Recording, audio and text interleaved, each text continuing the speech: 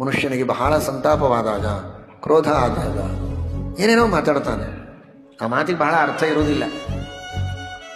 ಆದರೆ ತಡೆದುಕೊಳ್ಳೋದಕ್ಕಾಗದೆ ಯಾರ್ಯಾರನ್ನೂ ಬೈತಾನೆ, ದೇವರನ್ನೂ ಬೈತಾನೆ, ದೇವತೆಗಳನ್ನು ಬೈತಾನೆ, ಎದುರಿಗಿದ್ದವ್ರನ್ನೆಲ್ಲ ಬೈತಾನೆ.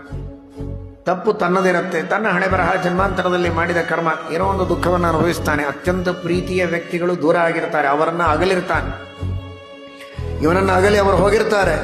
ಆ ದುಃಖದೊಳಗೆ ಯಾರನ್ನೋ ಬೈತಾನೆ. ಯಾಕೆ ದೇವರಿಗೆ ಹೀಗೆ ಮಾಡಬೇಕಾಗಿತ್ತು, ದೇವರಿಗೆ ಕಣ್ಣೇ ಇಲ್ಲ, ಬಹಳ ಅನ್ಯಾಯ ಮಾಡಿಬಿಟ್ಟ, ಹಾಗೆ ಹೀಗೆ ಅಂತ. ತಾನು ಮಾಡಿದ ತಪ್ಪು ಅಥವಾ ತನ್ನನ್ನು ಅಗಲಿ ಹೋದ ವ್ಯಕ್ತಿ ಮಾಡಿದ ಪಾಪಗಳು, ತಪ್ಪುಗಳು ಏನಿದೆ, ಅವನ ಆಯುಷ್ಯ ಏನಿತ್ತು, ಅವನ ಕರ್ಮ ಏನಿತ್ತು, ಯಾರಿಗೆ ಗೊತ್ತು?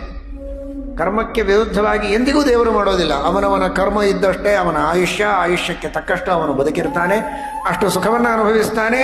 ಆಯುಷ್ಯ ತೀರಿದಾಗ ಕರ್ಮ ಇಲ್ಲದೆ ಇರುವಾಗಲೇ ಅವನು ಮೃತನಾಗೋದು ಅಥವಾ ದುಃಖವನ್ನು ಅನುಭವಿಸೋದು. ಆದರೆ ಅದ್ಯಾವುದನ್ನು ಗಮನಿಸದೆ ಮೊದಲನೇ ಮಾತೇ ದೇವರ ಅನ್ಯಾಯ ಮಾಡಿದ ಅಂತ ಪ್ರಾರಂಭ. ಇದಕ್ಕಿಂತ ದೊಡ್ಡ ಅನ್ಯಾಯ ಇನ್ಯಾವುದಿಲ್ಲ. ದೇವರು ಅನ್ಯಾಯ ಮಾಡಿದ ಅಂತ ಅನ್ನೋದೇ ಒಂದು ದೊಡ್ಡ ಅನ್ಯಾಯ.